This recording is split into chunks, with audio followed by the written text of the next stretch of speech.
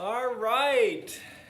Today I want to show you how to wax and tune your skis, or you could do this with a snowboard too. And man, I used to really love skiing. So I got out my skis, from the 1900s, and these were actually really cool in 1995. And used to do a lot of skiing. So much skiing, in fact, that I tore both my labrums. So the labrum is that tendon in your hip that holds the ball in the socket. So you really don't want to tear that up because it doesn't just heal on its own. And I don't know, the advice for that might be stretching really good and try not to ski overly aggressive. And just take it easy.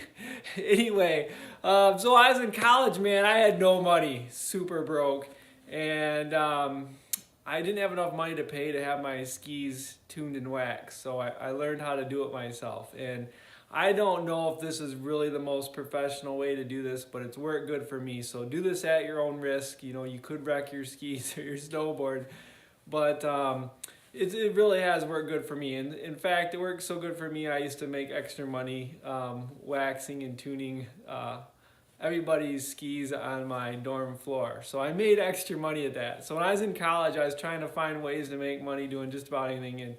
And one of the ways I made money is before we'd go skiing up at Shanty Creek, or I don't remember where, Caberfay. We used to go skiing at Caberfay weekly, and my friends didn't want to wait in line when we got there to have their skis waxed and tuned, so they'd have me do it before we left, and I got to make some money at that. So that was kind of fun. The first thing you want to do before you prepare to wax your skis is to scrape the old wax off. So they might have some residue on there from the last time they were waxed. So I just take a piece of plastic and I scrape that off. And I just used a light cover for that, a sharp piece of plastic. I would not use any metal on your skis. Remember, you're trying not to damage this part of the ski whatsoever.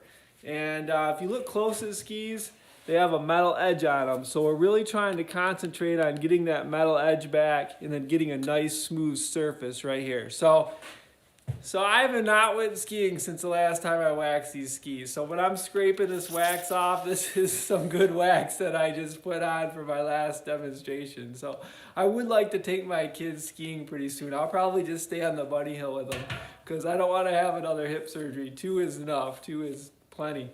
So when I get ready to do this, I grab my ski boot, and here's a quick tip for you. I put a bottle in my ski boot to keep mice out of them. We don't have a major mice problem, but every now and then a mouse will get in our house, just like happens in a lot of people's houses. And man, you do not want to make a nest in your ski boot. So I just put that bottle in there just as a tip. My wife was picking on me the other day with my coat. She said, "It looks like you have a mouse nest in your coat." And I'm like, man, I just bought this coat. I'm not replacing it yet. So I'm living with the mouse nest in my coat. Anyway, so I just clamp my boot down on my ski, and I'm going to lower you down just a little bit. And I do this just so it will keep the brake out of my way when I'm working with my ski. So then I like to put it over a barrel or something similar to that, so it's easier to work with. But we make all these different kinds of waxes for the different temperatures.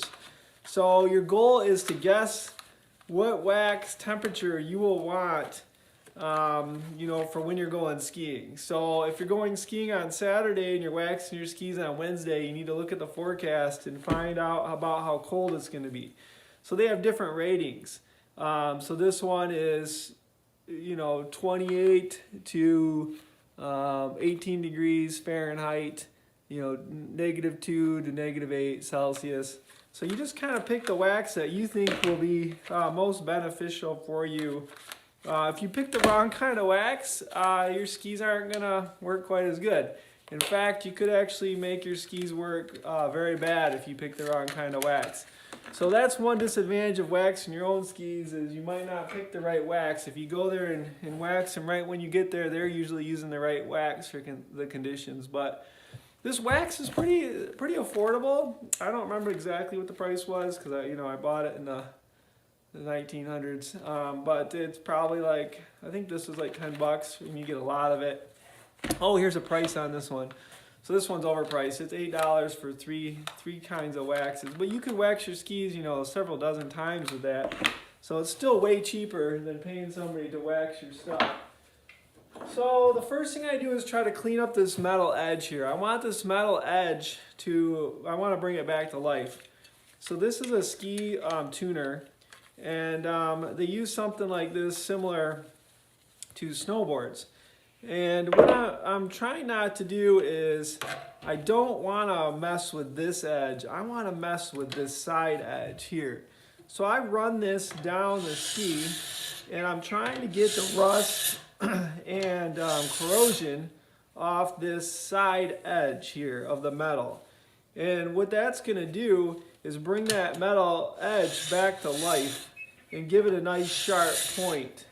Okay, and you're trying not to angle this, you're trying to keep this nice and perpendicular to the metal piece, you know, so that way you're not putting a bevel on it or taking off that sharp edge. You could actually take off that sharp edge. So you're just going across this. So this is a ski tuner.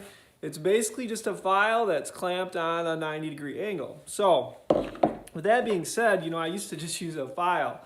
So when you take your file, you have to be, you know, as precise as possible, and you're going to go across it like this, and you're just trying to make long, even passes across that edge. It gets a little trickier where your boot is, obviously, but you're just trying to make a nice straight edge across that. So the file I'm using is a really fine file. It's not very aggressive. I mean, if you look at the one that's on here, it's pretty fine. There's not a lot of aggressiveness to it. It's more of a metal file. I mean, it is a metal file. It's not designed for wood, it's designed for metal. So then I would go ahead and do the same with this. You know, I'm just trying to get that edge nice and clean, okay, and get all the rust off of there and get that looking good. So then my next step, after I get that done, you know, I'm going to wipe them off, get them clean. Notice I'm wearing gloves because that sharp edge, it will cut me. Once I get that nice and sharp, it's going to cut me. I like to have a nice sharp edge because when you're skiing, that helps you cut and stop and go over moguls and, you know, stuff like that. So I have some skiing stories, but we'll stay away from those for now. So now I'm going to grab my iron. So this is my iron. My wife uses this on her clothes, and then I use it on my skis. No, I'm just joking. You want to have your own iron for this. You don't want to use your clothes iron. And if I look at that real close, you know, I have this at about a medium heat. Medium to high heat is where I have this. And I kind of monkey around with that depending. Like right now I'm in my barn. My barn's a little colder than my house. So I would probably have to turn the heat up just a little bit when I'm outside like this. You want to do this in a vented area. So I want to do this over like a fan or in an area that's larger like my barn to where I'm not going to be smoking myself out, setting out fire alarms and things like that. So, you know, when I let kids do this at school, we do this under the vent in the welding booth. So that way we, you know, we don't have as much smoke. So then I melt some of the wax. I like to just melt it like this. Once again, I'm wearing gloves. I could wear welding gloves even, and I get some wax drops down on the ski. So if you look here, you'll see I have just big balls of wax on there. And so now my goal is to evenly spread those wax balls out. And I just work my way up and down the ski. I go nice and easy. And I'm trying to go a nice long pass all the way down the ski. And trying to just really iron out those strips of wax. And you might have to use a little more than I just did. But I didn't scrape off all my old wax. But you'll be able to see where you waxed it and what spots are dry. So if I try, it's going to be a little hard on the camera, but if I just tilt this, you might be able to see I have a little dry spot here, but everything else has these wax lines on them, and you know, it's pretty much ready to go. So I might drip a little more wax right in here and go over that spot again, get it nice and hot and smooth it out a little bit. But I don't want to burn the bottom of my ski. So if you notice when I was doing this, I didn't fall asleep at the wheel and stay in one spot for a really long time. I kept the iron moving around, and it just kind of really helps out, you know. So I don't want to just hold it one spot, and then it kind of helps soak it into those spots and smooths it out even more. So,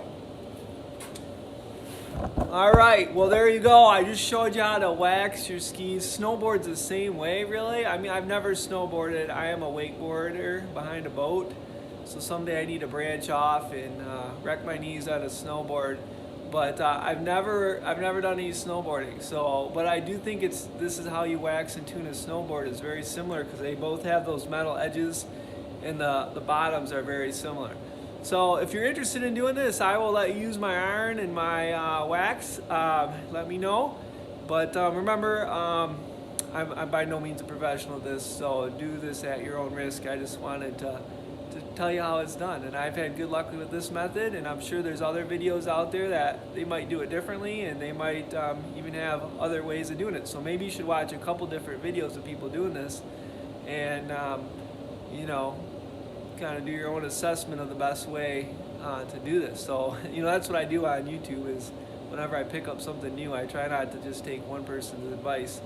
But this is the way I've done it, and it is kind of fun. And I like saving money. And like I said, when I was in college, I earned some money. So there you go. That's how you wax skis. Have a great day.